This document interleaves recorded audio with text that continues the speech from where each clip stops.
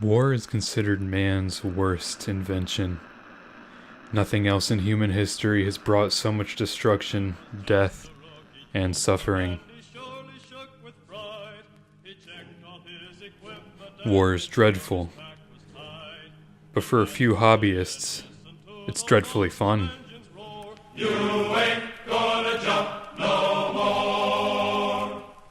Gory, gory, what a hell of a way to die.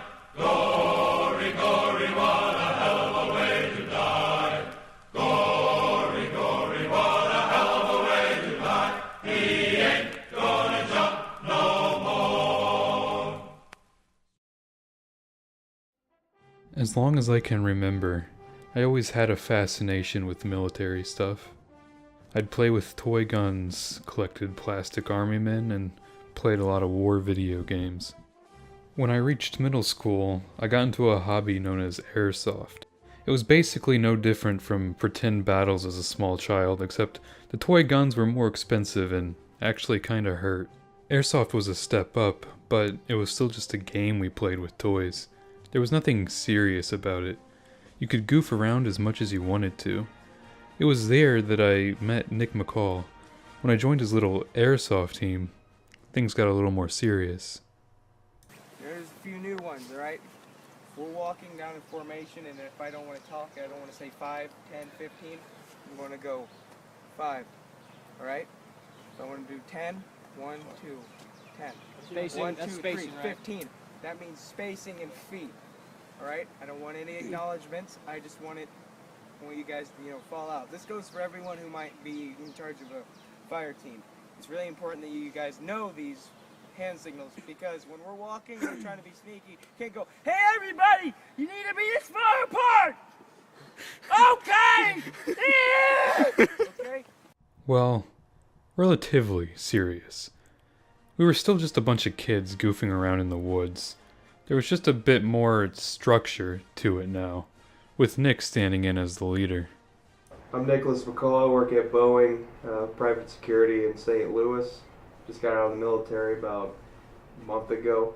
I was in for about 4.5 years or so, infantry, the only MOS that matters. And yeah, now I moved back here to Alton, Illinois. Nick could be intense in airsoft, but it seemed like it was all leading up to something. For as long as I knew him, he was preparing to join the army. To me, it seemed like that was his largest goal. When he got out of the army early thanks to medical problems he had gotten while serving, it seemed strange to me. This part of his life, it seemed like he was always preparing for, was already over. But it wasn't really over.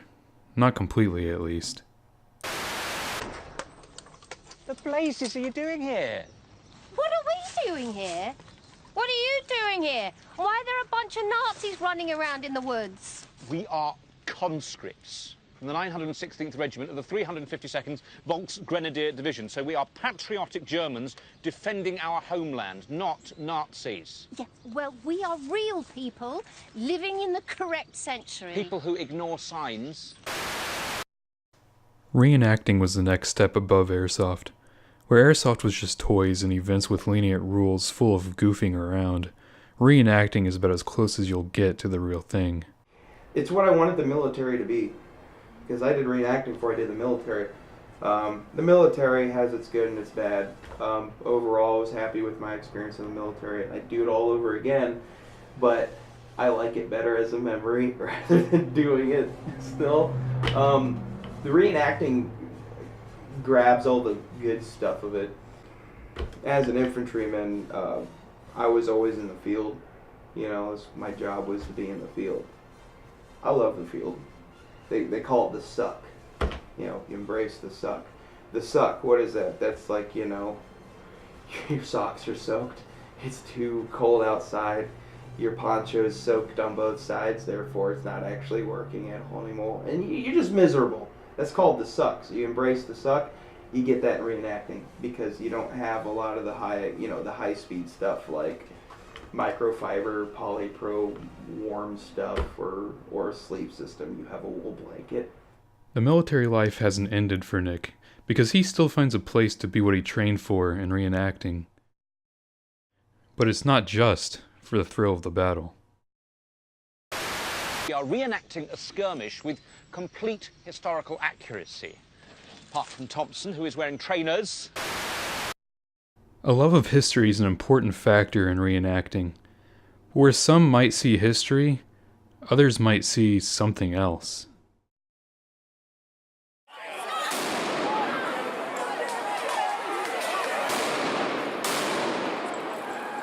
Mark's here. Elliot? Yes. The political climate in the United States continues to boil with violence in the streets. Many people are frightened that white supremacy and fascism are on the rise. For a reenactor, or simply anyone interested in collecting war memorabilia, there's a good chance they would be paired with the wrong crowd. And now the other side of Axis reenacting is German side, of course. Obviously, the big-ass swastika right here. It's very taboo. Obviously. The German community for reenacting has become under attack. People have been getting doxxed on the internet. A couple people I knew have lost their jobs just because of what they do on their free time. They're hobbyists, you know. We collect memorabilia. You think some bonehead in a white supremacist gang, you know, beating up minorities or whatever in the city is going to spend hundreds of dollars on war memorabilia and care about the history behind everything? Absolutely not. Most of them don't even know how to draw a swastika correctly. It always appears to be a broken window or something. So German reenacting, a lot of people have been turned away from it, and people have been leaving it, and now we've been having there hasn't been enough Germans at a lot of the events, which actually used to be the complete polar opposite. Is there's too many Germans, wasn't enough Americans or whatever forces. Now there's not enough Germans, which is oddly enough, and it's leaving the reenacting unbalanced.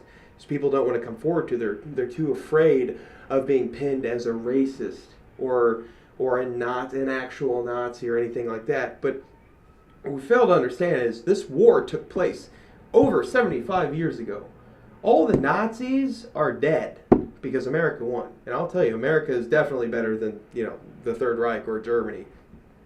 There's no actual Nazis. You know, I can't speak for everyone. You know, you might be sitting next to one in your damn class. You'd have no idea. People are terrible. But reenactors actually being sought as Nazis themselves, saying because we're wearing the uniforms that we pledge some sort of allegiance to a man who's been dead for 75 years, Adolf Hitler, is completely asinine. So what makes people interested in Germany during World War II? Many historians agree that Germany had some of the best technology of the war. Their tanks were among the most feared on the battlefield. Their firearms were considered revolutionary. Germany was really a force to be reckoned with, and that can gain respect from people looking at it in the future. Now knowing the historically significant power of Germany, does that make reenactors modern-day Nazis for digging the look and the tech? Hardly. And if it did, that would make the US military the biggest Nazis of them all. Many countries adopted German designs after World War II.